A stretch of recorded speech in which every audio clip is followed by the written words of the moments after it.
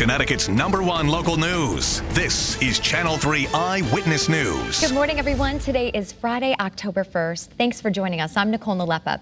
Today is the day all of Yale New Haven Health's employees are supposed to be fully vaccinated for COVID-19. And it turns out that a few hundred have still not received their shots. As Channel 3 Eyewitness News reporter Aya explains, this is putting their jobs in jeopardy. There's some nurses, there are some techs, there are some folks in our business office. So it is sort of a varied group. Roughly 400 of Yale New Haven Health's 30,000 employees have not received a COVID-19 vaccine or medical exemption. Today is the deadline for employees to show proof of vaccination. The health system says it has seen progress over the last few weeks with more employees getting vaccinated. Last week, about 800 employees still had not received a shot. Now that number has been cut in half. Those still holding out received verbal warnings this week. Next week, unvaccinated staff will get written warnings for their personnel files. If they're still not vaccinated by October 18th, they'll be terminated. It's never preferred that any of these valued employees leave the organization, but we're really hoping that the number is as low as possible.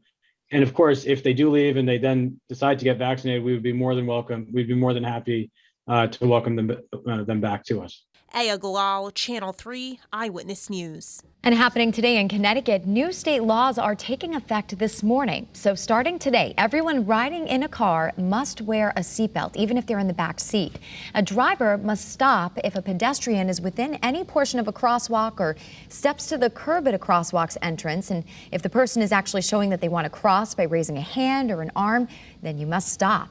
Smoking is restricted within 25 feet of any door, window, or vent intake of any retail space, restaurant, or building that's open to the public. Medical marijuana patients 18 or older can start growing up to 3 mature and 3 immature plants at home. And 2 new hiring laws. One prevents employers from asking applicants their date of birth. Another requires companies to provide their salary range in job postings, which can be a scale of pay among current employees with similar positions or the budgeted amount for the job. You can find a complete list of all the new laws that just took effect as of today right on the Channel 3 app.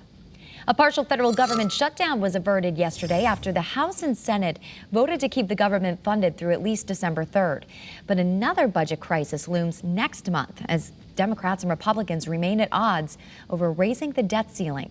Channel 3's Laura Podesta has the latest now from the White House. The motion is adopted. The bill is passed. Congress passed a continuing resolution yesterday to keep the federal government funded through December 3rd. The last thing the American people need is for the government to grind to a halt. Meanwhile, negotiations are ongoing regarding President Biden's legislative priorities, a $1 trillion infrastructure bill and a $3.5 trillion package that encompasses everything from climate to child care. We know that compromise is inevitable, and right now we're clearly in the thick of it. A planned vote on the infrastructure bill was postponed last night after progressive Democrats refused to vote for it. There's no point in us negotiating against ourselves. Those progressives want a concrete deal on the social spending package first. House Speaker Nancy Pelosi told reporters after midnight she expects to try again today. Moderate Democrats like Senator Joe Manchin have held up the social spending package in part because of the cost. He's been pushing to bring it down to $1.5 trillion. Let's look at each bill that's on merits. There's a lot of good in both of them. Also facing Washington, Congress needs to raise the debt ceiling by October 18th. It's necessary to avert a catastrophic event for our economy. Democrats are working to raise it on their own after Republicans blocked multiple attempts this week. Laura Podesta, CBS News. 7:04. Let's take a look at some of the numbers that are coming in our direction. Today, the normal high is about 70. By October 24th, it's 60. Ooh, it gets a little cooler around here. November 19th, it's 50. December 16th, it's 40. And then January 9th through the 30th, it is 35 degrees. That's the lowest it goes. But boy, winter is coming. All right, our Channel 3 early warning dual pole radar scans the state dry. Let's take a look at the tropics. Out to sea. Both Sam and Victor are both headed out to sea, which is good news. Here comes Sam, Category 4. Still a very strong hurricane, but it does dissipate as it moves up into the north and to the east. And pretty much the same for Victor. It starts to fall apart. Tropical storm Victor turns into just an area of low pressure and is staying out to sea. All right, we are just enjoying Just some absolutely gorgeous sunrise shots this morning. Old Saybrook, look at this, picture perfect. Here comes a bird right through the sun. Okay, there it goes, and it'll be coming out the other side. There it is. Hello, birdie. Hello, Jonathan. Hope you're having a good day. Hartford, 45 degrees, a little cool out there this morning. Did get an email from John in Suffield. He had a 37-degree temperature this morning. That's the coldest I've seen. New Haven, 50 degrees this morning with a wind out of the north.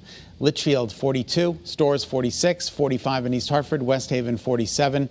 Look at these numbers. 38 in Willimantic. 38 in Willimantic this morning. That is chilly. 6 degrees away from the freezing mark.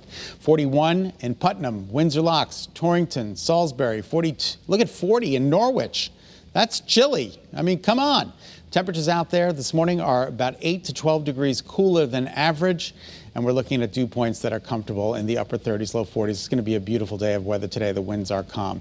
So here are your headlines. Just a gorgeous start. Mostly sunny today. Weekend looks good.